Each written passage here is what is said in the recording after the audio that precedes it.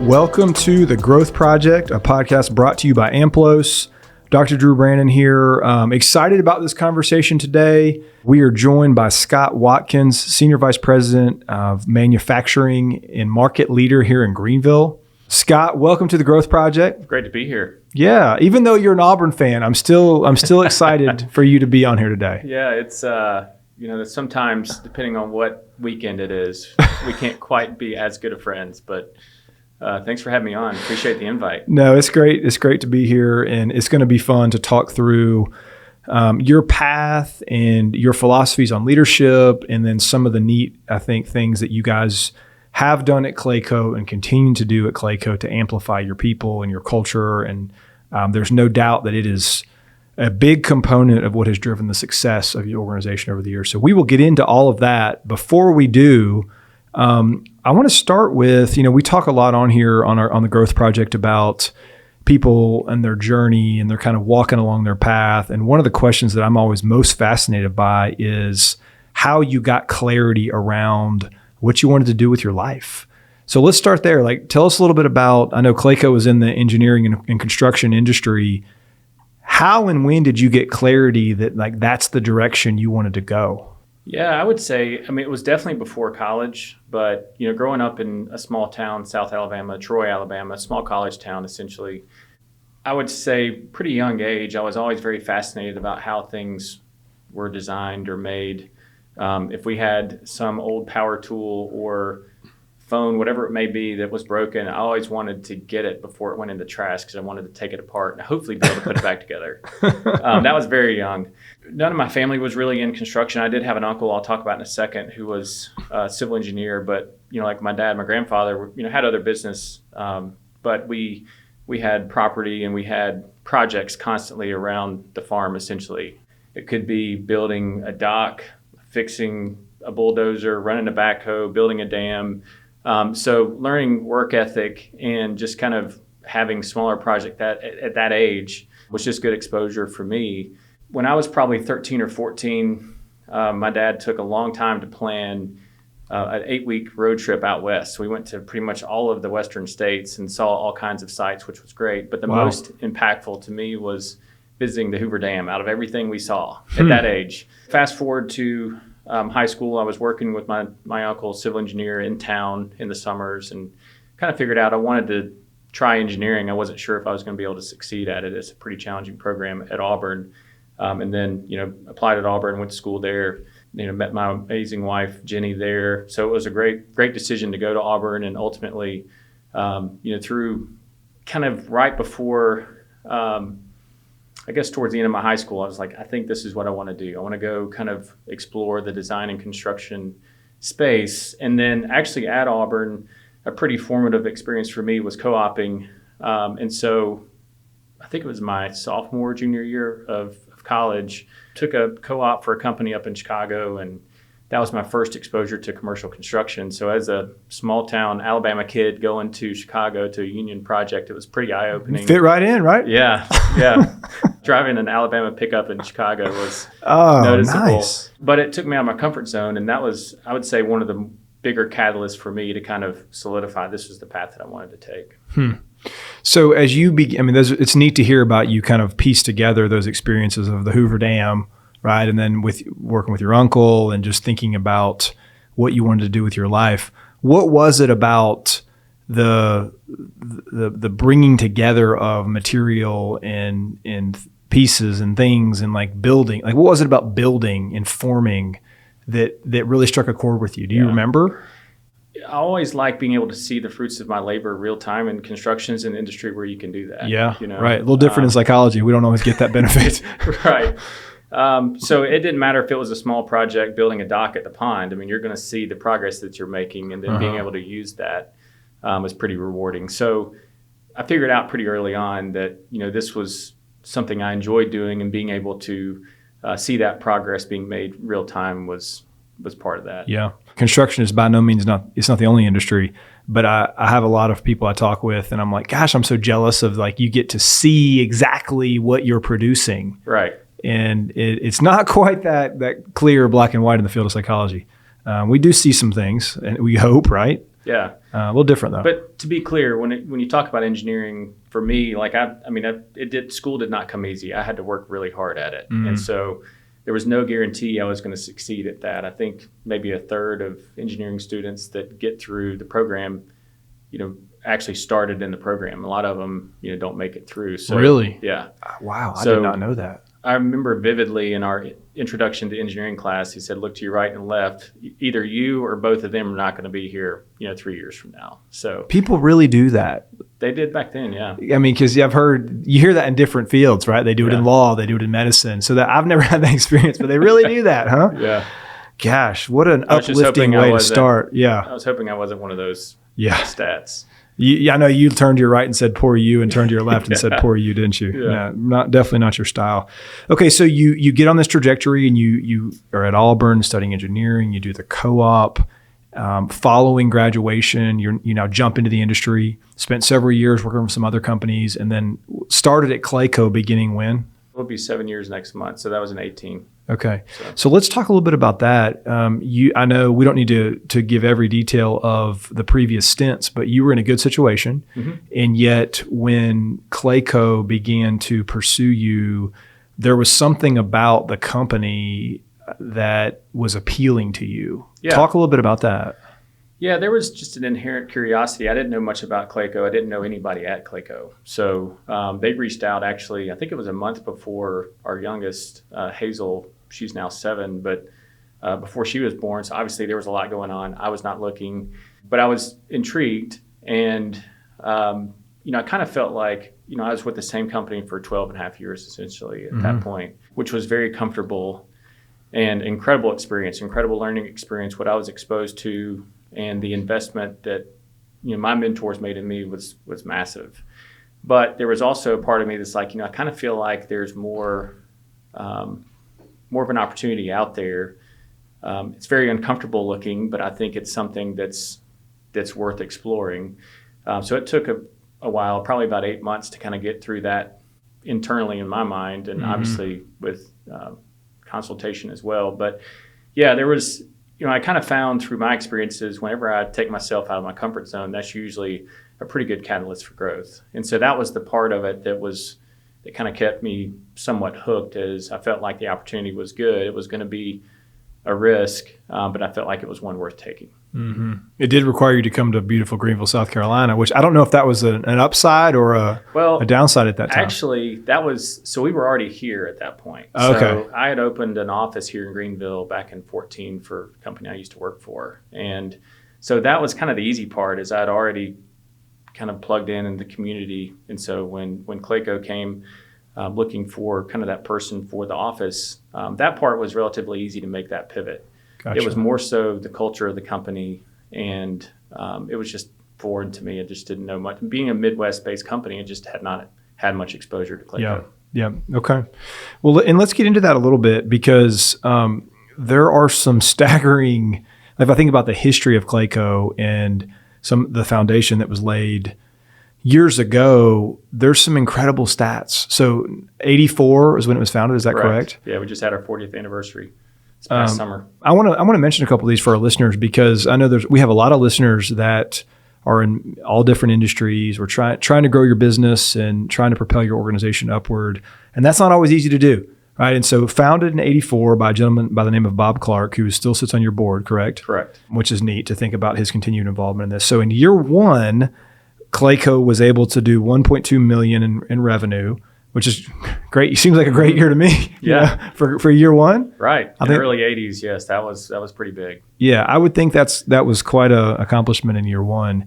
And then the thing I also wanted to point out is that in the first 16 years the company existed, they saw 40% growth or more in 9 out of those 16 years, which, Scott, I don't care what industry you're in, that's incredibly difficult. Yeah, it's scary growth.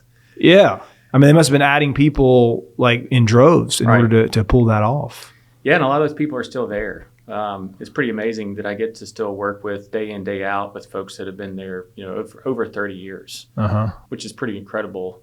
And quite honestly, the last few years, the growth has been in that range as well. And so it's hard to maintain the culture and what makes the company what it is unique and great when you have that type of growth. Yes. So let's get into this a little bit specific to Clayco, because so our belief at AMPLOS, we're never shy about this. We truly believe that investing in humans and people growth is what we call the competitive advantage harnessed by the highest performing organizations in the world. Essentially, we feel strongly that organizations that are forward thinking understand the value and the importance of investing in culture, growing people, et cetera. Talk a little bit about, and just kind of big picture, Scott, in terms of when you guys talk about culture in Clayco and you talk about your values and you talk about kind of who you guys really are foundationally, share some of that with us so that people can better understand what has powered a lot of this growth. Yeah, so when you talk about the people, I mean, that in construction generally, it is a people business. That is our biggest asset, is the people that we have. When you talk about, what it is, what it takes to accomplish what we do on a daily basis, it's really, that's the most influential part, and that's how we create value for our clients, is the people that we have. So investing in that asset is the critical thing we can do, but you have to do it in a way where you have a culture where that's easy to provide an environment where they can grow, where they can succeed, have opportunity, and then ultimately, the company benefits from that. As does the employee. Right. So, that was something that really struck me early on when I was having conversations with Clayco, is there was a lot of things that I was hearing about the culture here that's like, this is kind of unusual. Is this really, the case? Is this really true? And so that's what took so long for me to kind of get comfortable with making the decision to come over here. And then when you have an innovative culture, and Bob, you mentioned, Bob Clark, our chairman, our founder, he's still very actively involved in the company. And I really credit his vision for the culture that we do have. And it's one where it's easy for people to assimilate. You come in the door with a lot of trust, and it's a very collaborative and innovative culture. And so that's a really good recipe when you're focused on finding the best people in the industry. It's amazing what you can accomplish as an organization, but you have to have the fundamental parts where when you bring those key people in, they're able to come in immediately and be a part of the team, essentially the Clayco team. So who does well at Clayco? Like, you talk a lot about the people, and you guys have thought a lot about the types of humans that you're looking for that are going to drive the organization forward. How do you guys think about that as far as the profile of a great teammate? Yeah. It's really important. So, we're going to be around 7.5. I think last year we were around $7.5 billion in revenue. So it's close to 4,000 people as an organization. It's a large organization, and so I think it's just we're kind of maniacal about the culture that we have here, and so we're hyper focused. You can be a really great high performer, but if you don't have the right attitude or mentality when it comes to this business, you might not be a good fit. And so we're really focused on screening for those innate qualities that great Clayco people have. A good example is our COO, Steve Seekhouse. He essentially interviews every single operations person that comes into the company. It doesn't matter if you're an intern all the way up to a senior level person. That's one of the things he's primarily focused on, is making sure they have the right innate qualities that are a good fit here. And he's one of those people that's been here, well over 20 years. All right, let's pull on that for a second, because I want to point out something here for our listeners. So this word, or this term, might be something that people think of as like a negative connotation, but it's not. In the research, there's a concept in organizations just called gatekeeping. And we tend to think of gatekeeping as like, I'm going to make sure no one gets in here in like a kind of punitive way. That's not what it's intended to mean. And so what you just illustrated there is an example of very thoughtful gatekeeping of, we're going to say, hey, we're going to have a strategy, and it might not work for everyone or make sense for everyone. I can promise you there are lots of organizations where the COO is not doing that. But I have found that you won't have a culture that's winning consistently. And what I mean by that is they're producing results. People like being a part of what they're doing. They stick around. It's almost impossible to have a winning culture if you don't have some quality gatekeeping mechanism. Right. Because everyone's going fast. Everyone's busy. If you are not slowing down enough to very much think through, talk through, plan, and understand how are we welcoming people to the organization? How are we practicing selection? All of that. You got to do that well. Yeah, and you have to really, that's how you protect the culture when you have that type of growth. Exactly.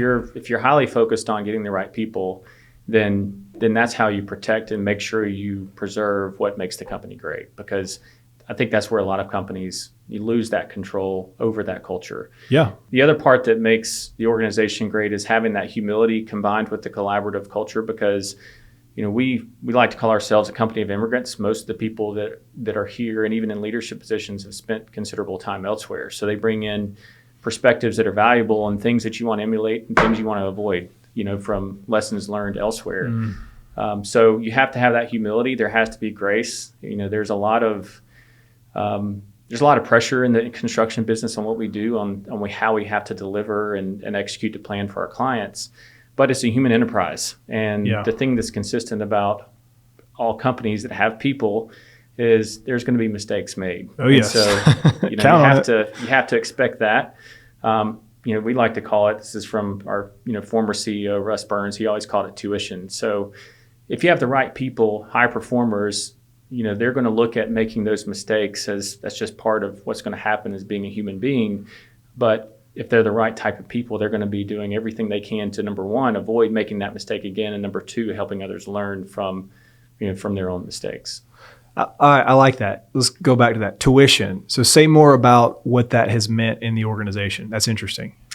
Yeah, so there's all kinds of challenges on construction projects, adversity that we encounter every day on all of our projects. And so you have to make decisions. You have to be decisive. And sometimes those are going to be the wrong decisions. You just really need to make a decision at the moment. You can't always just sit there and wait and analyze it to death. And so with people, we have to kind of work through those challenges on these projects, and decisions have consequences. You want them to be positive. In most cases, they can be, but sometimes you make the wrong decision based off what you know at the moment, and that's just kind of the nature of the business. Yep. So, but you also need to be able to empower your people to make decisions and lead their teams in the project and in the way that it needs to be, and that's ultimately owning that objective, owning that role on those projects. And so when we say tuition, it's kind of like education. In the future, we're going to benefit from that investment. We're paying for it now. Right. It'll show up and produce results from an ROI Right. standpoint down the line. I like that. Good term. Okay, let's get into a little bit of, when we talk about engineering, we talk about construction, those are big umbrella terms, obviously. Those are huge and massive, massive industries that exist internationally. I want to narrow down and talk in more detail about some of the niche areas that Clayco is in. And maybe the best place to do that would be specific to your market that you're Sure. a part of. So talk a little bit more in detail about the types of projects that you guys are engaging and the nature of the work that you're doing. Yeah, so I guess just to kind of set the table for that. So, design and construction is primarily an assembly process. It's not like you're building or assembling a $70,000 or $80,000 BMW or, a $200 million aircraft. You're essentially doing one-off projects where our clients essentially sign us up for a design, a scope, and a schedule. And we have a contract, obviously, that outlines that transaction essentially. So it's pretty challenging when you're trying to assemble something that's a one-off in the elements, and it can be anything from a $30 million foundation package for a rocket engine facility to a multi-billion-dollar battery plant. So, and then one thing that's always the case is the team is going to be different on every one of those projects. So, okay, hold on, pause. So, am I interpreting this correctly? So everything you're building has never been built before. There'll be similarities, but in reality, when you talk about manufacturing facilities, there's going to be variability on every project. And in some projects, it's considerable. So to get back to your question, a lot of what we're doing are first of the kind, serial number one type facilities. We're kind of in the middle of a new industrial revolution where you have a lot of technologies being scaled up for the very first time. So there's a lot of rapid prototyping essentially that's being done, and you have to get in a situation where you have to understand there's going to be changes to this facility that are constantly happening, And yet we still need to try and figure out how to execute on time. Okay, so let's put a pin in this for 1 second. We got to take a quick tangent because it's relevant right now. So I want to talk about it right now. We talk a lot about confidence, psychological confidence, really in any context. One of the biggest puzzle pieces that builds confidence for people or bolsters confidence for people is history. Of like, I know I can do it because I've done it before. How do you guys how do you generate confidence on projects that are groundbreaking, like you're talking about, like you haven't done it before? Like talk about how do you do that and how do you instill that across a team? Well, it really goes to the mindset of how we approach our projects. So when you look at I'll just mention our mantra. So what we say is we are the art and science in building. We are the art and science, and we are going to build beyond these walls on our projects. And so to start with the latter part, beyond these walls, with manufacturing facilities, it's much different than building just a shade and shelter like an office building, for example, or a hospital. You're essentially providing a place where people can be. Manufacturing facilities, it's all about what ultimately that's going to accomplish. And so for us to do well on projects, and it may even be a project we've never have experience with that specific technology before, the fundamental approach is the same. And so when I talk about beyond these walls, we understand that what is going on inside this building once we are done with it is much more important than the construction itself. And so in order to set ourselves up to succeed, we need to take ownership in what our clients' challenges are to accomplish that objective. So we have to have that empathy and take ownership just as if we're an employee of our client, right? We have to own the quality expectations, the schedule, the cost expectations. And that facility may one day be creating a brand new technology to help us go to space more efficiently, or we have a project that's in the quantum computing space. This is going to be one of the very first utility scale quantum computers. Completely could be change the world. So that fundamental approach is the right approach. And then when we talk about the art and science, what that means is really the art is kind of the leadership approach, the mindset, the philosophy on how we're going to approach that project. And then the science is the systems and the processes and the technology we're going to use to accomplish our objectives on the project. So what I hear you saying there, Scott, is that there's a transition, or probably the better word is there's a transfer of their purpose becomes yours. Right. The purpose of the client becomes your objective and your purpose as well. Right. Whether it's space travel or whatever it might be. Yeah, because manufacturing facilities are so different. One thing is always the case is the form of the facility follows the function, but the function may be very different. How you build an automotive facility is totally different than how you build a battery that goes into the the car. But that's also part of what I enjoy about it, because you have a front row seat to you have a much better appreciation for what it takes to build that car, or build that rocket engine, that computer, whatever it may be, because you actually have the opportunity to peek behind the curtain on their process. Wow. So they have a lot of trust in you, right? Because the pressure, I mentioned that earlier, some of these projects we may have 50 to 70 million a day in revenue for our client. That's essentially, until we can facilitate our part of them hitting a start of production, that's the operating revenue that they want to accomplish. We're trying to get our project designed and built in a way that allows them to start that as soon as possible. They're generating $50 to $70 million a day in revenue in these facilities. Some of these facilities, yes. That makes Bob's first year not look quite as stellar, Scott.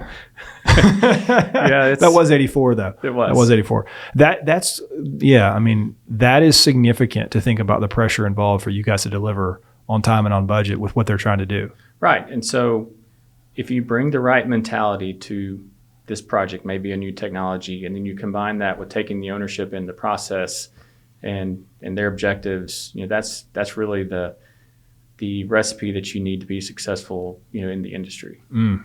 Okay, so let's jump back on our line there that we were a minute ago pertaining to nature, nuance, and then projects. And so you mentioned this could be everything from a $30 million, what was the example of the 30? Rocket engine manufacturing facility, a foundation package. Foundation package, all the way up to a multi-billion-dollar battery plant. Let's talk about the battery plant. If I'm driving down the interstate and I happen to look over and it's like, wow, that's a big building, that very well could be a battery plant. And to the naked eye, for someone who's uneducated, uninformed, you just see this like massive footprint of a building where they're manufacturing batteries, there's a lot that's gone into it to get it to that point. Sure. Yeah. Okay. And at least I know that, although I don't know much beyond that. Like, start somewhere. And I'm just really, really curious. I can only imagine all of the variables and complexities and factors that go into fulfilling that, like bringing that to life. Mm-hmm. Can you kind of start somewhere and walk us through how a multi-billion-dollar battery plant comes to life? Yeah, so there's been a lot of growth in that industry of late. A lot of the projects we do in that space are for what we call FDI clients, or foreign direct investment clients. So there's a vision that they have to be in production, by a certain date. And normally those companies, when you see that battery plant, it had to be built on a schedule that allowed them to provide those batteries to, if it's an EV battery, to an auto facility by a certain date. And so what can be challenging is right out the gate is it may be a company that's doing their very first CapEx project in the United States. So they've never even been involved or been able to plan for a project in the States. So pause one second. So they've promised to deliver batteries to someone on a schedule. Correct. And they haven't even started building the facility to manufacture the batteries. Correct. That's usually when that starts. Wow. Okay. This is getting interesting. Yeah. So then you have all kinds of, standards and expectations they have from doing business and building facilities in their own country, and in some cases, a lot of facilities.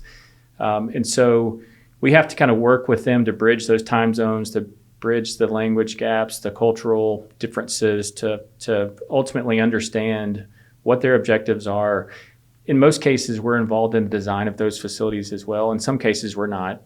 But we have to, essentially create a plan. And that's a lot of what I spend my time on these days is you have that vision from your client. Then ultimately, we have to essentially build a plan to execute the design and the construction of that facility on that timeline, with all kinds of, challenges in between that we have to overcome, because those types of projects can have, over 1,000 people, 1,500 people, 2,000 people on one project. 2,000 people. So it's basically a team with 2,000 people. Right. Trying to bring this building to life. Right. A lot of pressure. Where do you, as a psychologist in the room here, and I know the complexities of people pretty well, gosh, I think it's hard enough to kind of keep a football team of 125 guys kind of aligned, right. Not 2,000 people. Yeah. Well, it's like I was saying earlier, for me, what's really rewarding about it is if you can figure out how to accomplish those objectives and then earn an endorsement from your client at the end of the project, that goes a long way. Yeah. You want your clients essentially to have the kind of trust in you that they will endorse you and recommend you to other clients in the future. And if you apply that framework I was talking about earlier and being successful in building these types of facilities, and then ultimately earn that endorsement on projects that have really high expectations, a lot of pressure, that's pretty rewarding. It's a place you want to live as a company. Mm-hmm. And it's tough. There's going to be all kinds of adversity that we have to overcome on these projects. But if you can build really a one-team atmosphere with your client, and essentially it's the we. You're all together. It's not a contractor, a designer, owner. You all have to be one team, and you have to make the decisions collectively to facilitate the project that they want to have done in a certain period of time. All right, so let's talk about the mental side of it. There's one part of this I'm particularly curious about on the mental side of executing this project, and that is, and this is where we laughed earlier about, I'm saying, gosh, I'm jealous of the industry because you get evidence of your kind of the fruits of your labor. Well, from the time you guys scope and schedule a project, I would imagine there's a very definitive timeline that's created of like, okay, we have all these milestones, and we're aiming for hitting these milestones along the way. I'm sure you don't hit every milestone. Okay. So things come up, some of which you can control, some of them you can't.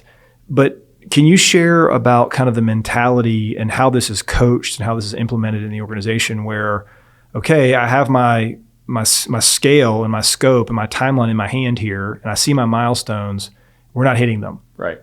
And when we're not hitting them, I would imagine there could even be some financial implications for you all and certainly for the client as well.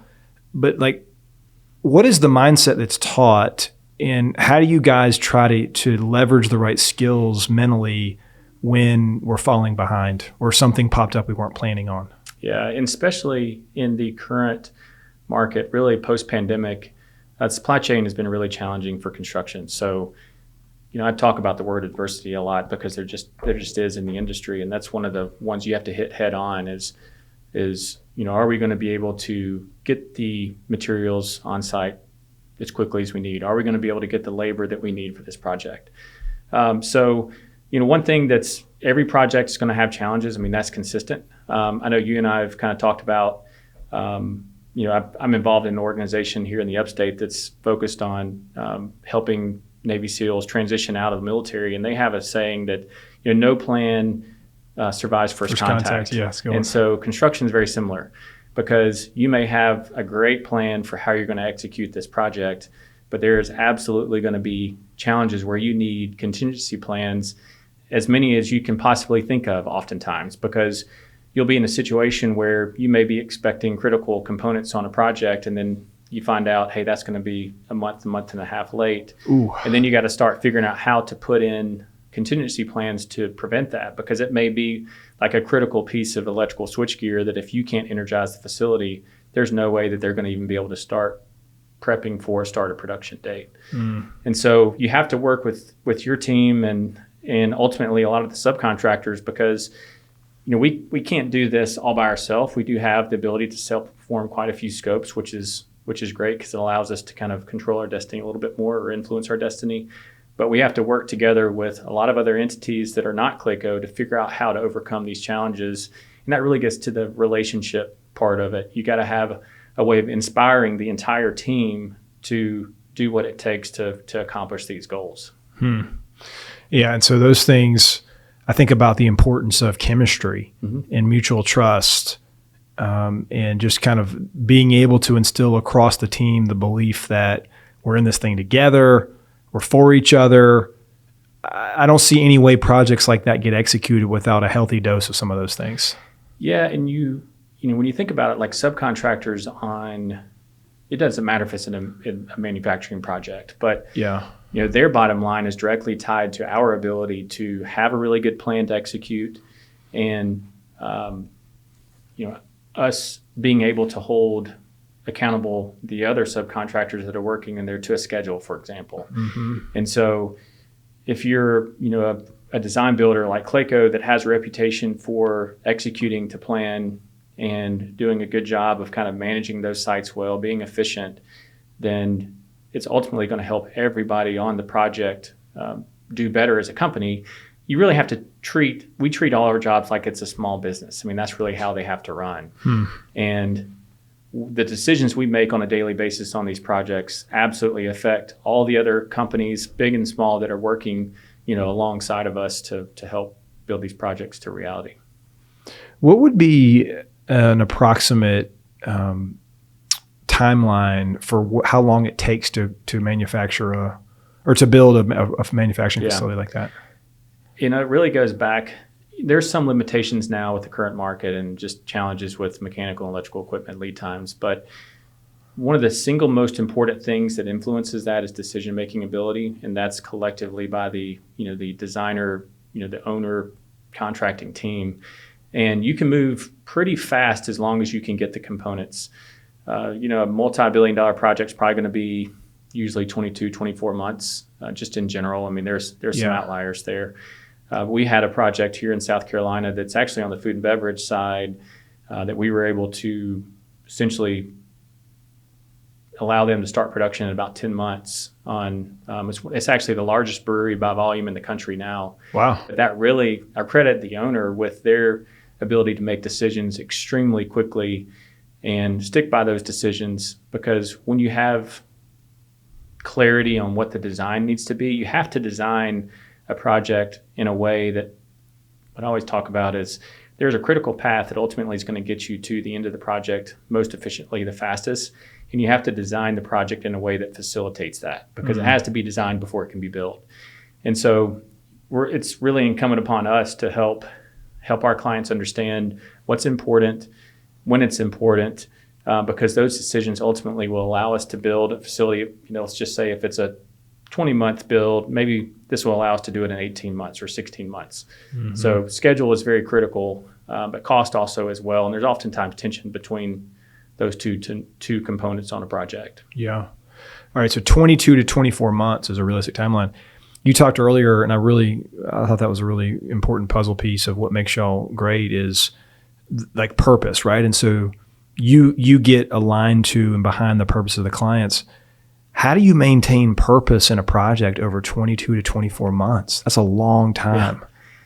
Yeah, it is. And, it's interesting because, the first part of our team on a project like that may be 2 or 3 people, and you fast forward 14 months and it's 50 people right on site. Yeah. And then another 14 or 1,500 people in the field working.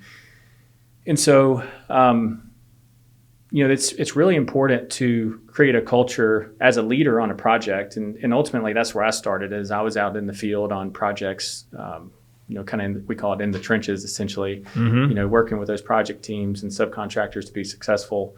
But you really have to work in a way to kind of inspire your entire team, Clayco team, our project team, to be great. And you have some companies I think will approach it from the standpoint of it's just what you do. We're expecting you to do a good job. But I think the right way is to try and figure out how to inspire your team to do great. Yeah. Personally, I don't think that I'll ever achieve my maximum potential in life.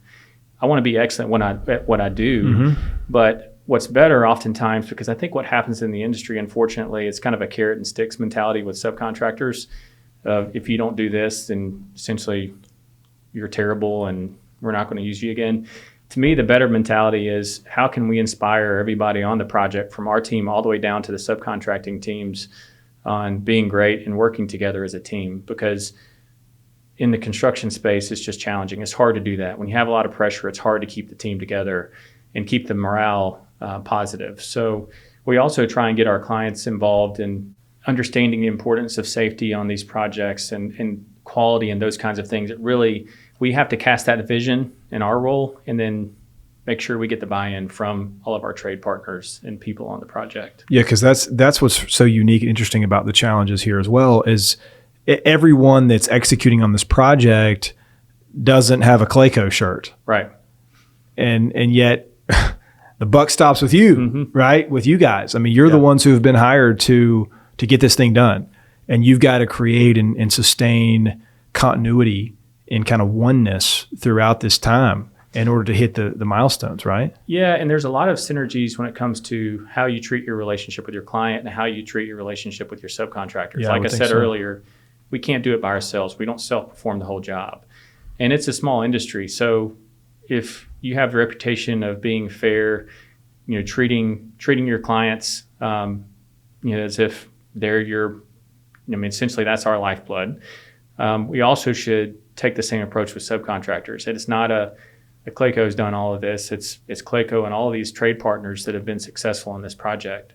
And I think that goes a long way of kind of helping create the right kind of culture to be collaborative, even in the project execution phase, to ultimately turn over the best type of facility and put us in the best position where we're going to have an endorsement from our client at the end of the project. Yeah. We could talk about that all day. As somebody who has worked with a ton of teams and studied a lot about teams, I'm fascinated by the idea of 2,000 people who, although they don't even work for the same employer necessarily, are coming together to create this massive, massive thing. It can be over 30 employers when you talk about that group on the project like that. And then you get into a situation where we may have with our trade partners, 1,500 people on a project, and then you have the owner starting to bring in their vendors to install the equipment for the manufacturing process on top of that. And then you got to figure out how to work together with them, make sure you're not competing for objectives. Essentially, we're all working to the same objective. So it can get pretty challenging, but the most important thing is just having great communication and the right kind of leadership. The next time I have a sales manager tell me he can't get two of his team members to get along, I'm going to tell him to call you. Okay. And be like, hey, maybe you need to hear a little bit about somebody else's challenges that involve, did you say 30 different employers on a project necessarily? That's wild. Yeah. Okay. Any other things that you think you'd like to mention on what really goes into executing and ultimately delivering this massive manufacturing facility?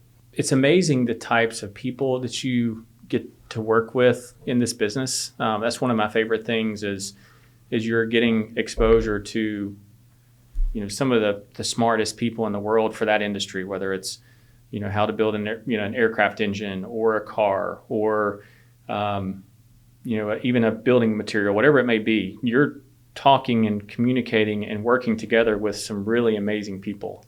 And for me, what I can say is I'm a tremendous, I've had a whole lot of investment in me from people I've worked for in the past, which is, I credit my success, with.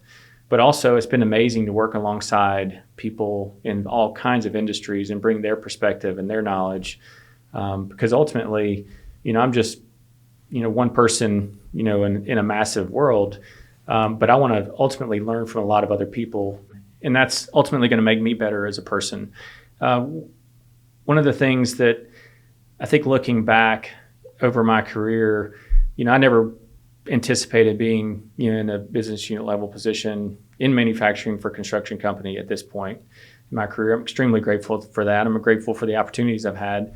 But looking back, I'm glad I had people that I worked for that kind of took a risk on me and put me in positions where I can succeed, and invested a lot in me, because obviously it's not about me. It's about it's about being in a position where I can be invested in, see the opportunity, jump on that opportunity, and looking back, I think what I would tell myself is don't sell yourself short. Do not be in a position where you're just going to be comfortable and safe. Because you could have done that, right? Yeah. I mean, there's plenty of off-ramps, I think, in a person's career where you can do that. And so for me, I'm glad that I had the courage in certain key instances to take that risk.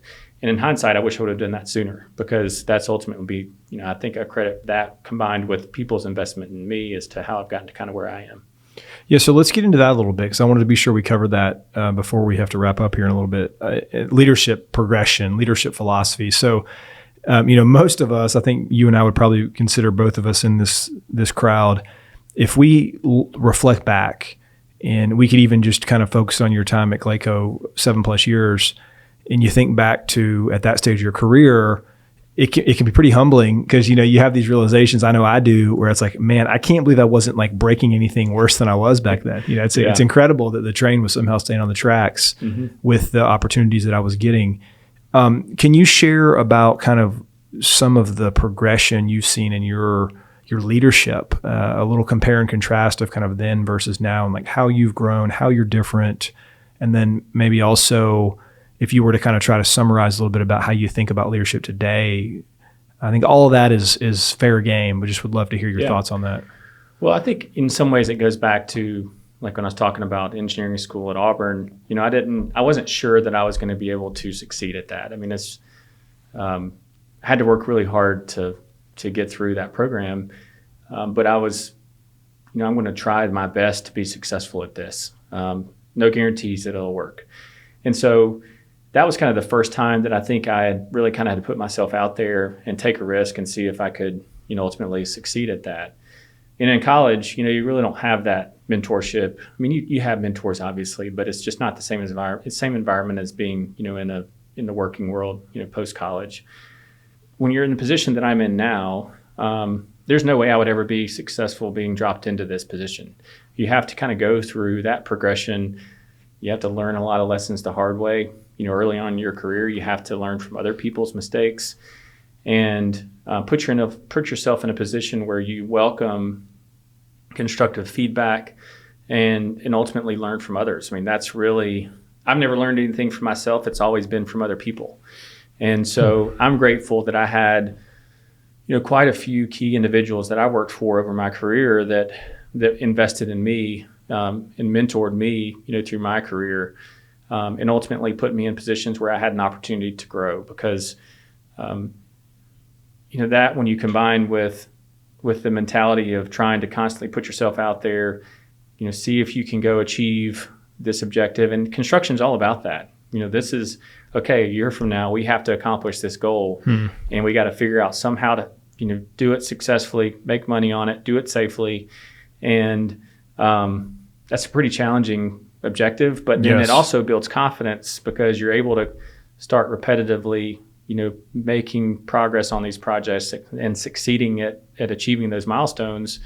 And so when you get into the position that I'm in now, you have to really have been in the shoes of the people that are working with you alongside, and be in a position where you've had to execute through the adversity on these projects, because that's how you are able to instill confidence in your clients, or confidence that we can do what you are asking us to do. You can trust us with this outcome. Yep. And I know we talked about it, but what you're detailing there, that's one of the most fascinating things to me about what you guys do is the importance of being able to maintain composure, in your case, continue to lead effectively if and when you're getting literal daily feedback that like we're behind or this isn't going very well, right? There's no shortage of evidence. And that's a very unique thing about the industry. You don't always get that. I think there are plenty of other industries where it's much more of a less visible, slow creep type thing. And you kind of look up one day and it's like, wow, like we missed on Q2 or like whatever it is. Like, well, it's right there in front of you.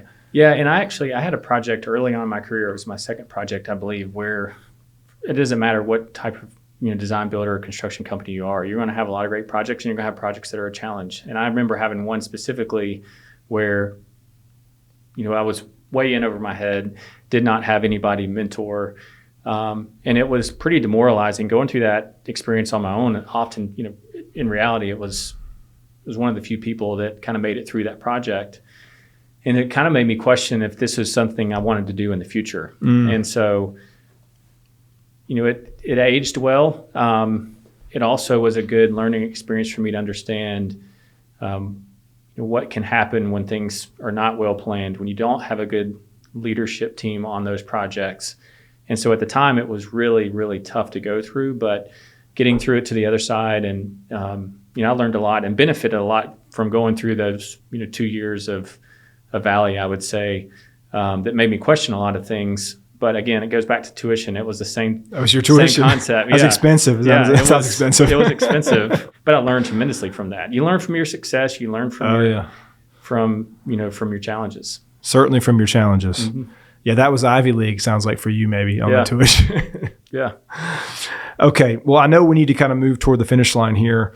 As we kind of wrap up, Scott, anything else on your mind that you might want to share about what you feel like has really made you guys unique, and what has really powered the success of Clayco, thinking about back to 1984 of doing $1 million of revenue, and now to be a multi-billion-dollar company here in 2025. Anything that we maybe left out that you'd want to share?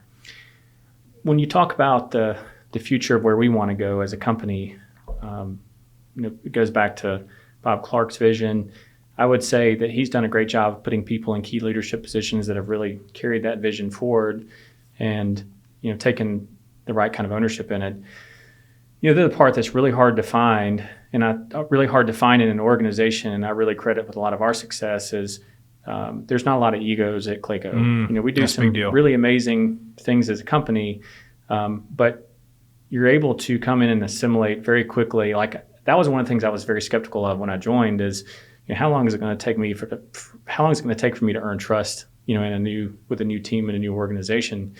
And so that goes back to that culture, being put in a position where you can succeed. And so it's a pretty awesome thing when you come into an organization, people have been here 20, 30 years plus, you're working alongside those people as if you've been here that long, And so I'm really excited about our future as an organization. We're going to continue to grow, but ultimately we want to make sure that we're doing right by our clients. And I'm optimistic. Obviously, there's some headwinds right now in the market in the manufacturing space. Some geopolitical stuff going on, and but I'm confident we'll get through this chapter, and the future is very bright here. And we're going to continue to focus on bringing in the right kind of people, regardless of what's going on, economically speaking. Well, I'm glad you mentioned that, because I was going to try to find a way for us to end that way, and you just did it for me. I was going to make the point of we talked throughout this conversation about the ways in which Clayco has prioritized people/culture, that's always the right thing to do.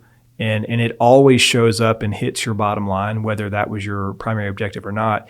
It's most apparent when it gets hard. Mm-hmm. And I think you tend to find two types of organizations out there. You have those that when it gets difficult, maybe there's some economical reasons for that with what's going on in the world, they have that reaction of like, man, I'm glad we've been doing this, right? And then the other types of organizations, you know where I'm going with this, when it gets hard, they have that reaction of like, we should have been doing that all along. Because when it gets difficult and those headwinds, as you mentioned, become an increasing challenge for people, that is the primary recipe through which people often kind of fracture. Mm-hmm. And the team fractures and the culture fractures, and we have an erosion of emotional well-being and confidence and belief. And all that. Well, not if you've built your culture effectively. Doesn't mean you're immune to those things. It just means that you have created a foundation and a buffer where your odds of success are much higher. Right. And, it's looking back at our history, there's going to be challenges with the market that we work in. Of course, and all of us. Even before I got here, the 08 kind of downturn that we experienced, our approach to how we navigated that was very proactive. And that was a pretty lengthy period before the economy rebounded. More recently in the pandemic stage, when the pandemic initially hit, we had to kind of implement a similar plan for a period of time.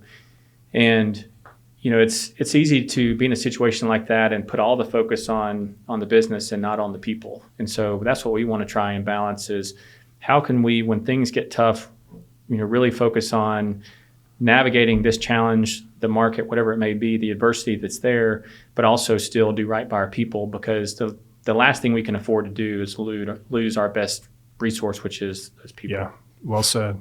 Well said. Okay. Well, I don't know how many listeners we have that are in need of multi-billion-dollar battery plants. However, if they are, they now know who to call. Or any other project for that example. No, thank you for joining us. It's encouraging.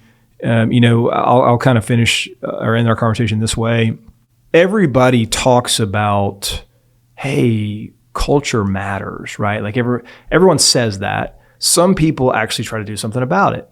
I have found that smaller organizations find it a little bit easier to do that, and that's kind of common sense. Why? A smaller footprint, less people, all that. What's real impressive to me is the fact that you guys are a large organization with thousands of employees located across the country, and they're doing a heck of a job of valuing what this is. And it's no shock to me that you guys have had as much success as you have. And I think you've got good reason, as you pointed out, to think there's going to be plenty of that going forward. So well done by you and Clayco. Well, I appreciate it.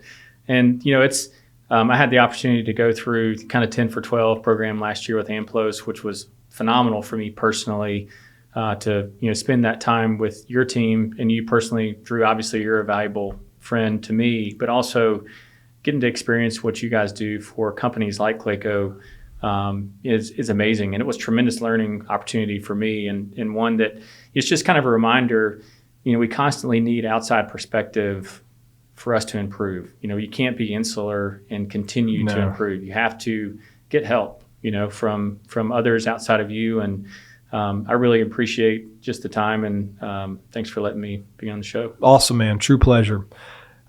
Thank you to our listeners, as always, for joining us. If you are finding these conversations to be helpful and valuable to you and your growth, we always appreciate your reviews on either Spotify or Apple Podcasts. You know where to find us. Thank you for tuning in, and we will look forward to doing it again next time soon. Take care.